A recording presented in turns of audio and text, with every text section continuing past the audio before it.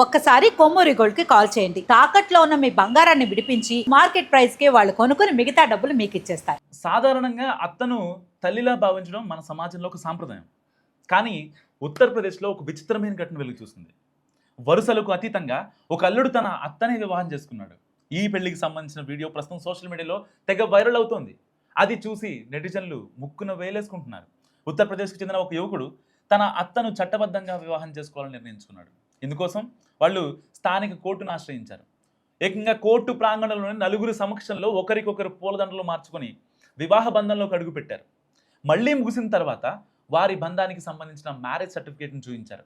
కాన్పూర్లోని దేహత్ అక్బర్పూర్ ప్రాంతంలో ఈ ఘటన జరిగింది. స్థానిక సమాచారం ప్రకారం ఈ ఇద్దరి మధ్య కొంతకాలంగా వివాహిత సంబంధం నడుస్తోందని తెలుస్తోంది.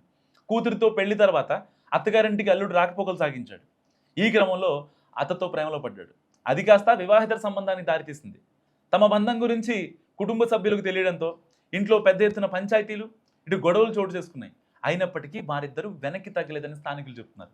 చివరకు సమాజం ఏమనుకున్నా సరే కలిసి జీవించాలనే గట్టి నిర్ణయంతో కోర్టు వేదికగా ఒక్కటయ్యారు.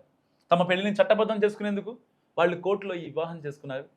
అత్త అల్లుడి వివాహం వీడియో వైరల్గా మారడంతో నెటిజన్లు తమదైన శైలిలో కామెంట్లు చేస్తున్నారు. కలియుగం అంటే ఇదేనేమో, వరుసలు బంధాలు అన్నీ మారిపోతున్నాయని ఒకరు కామెంట్ చేశారు.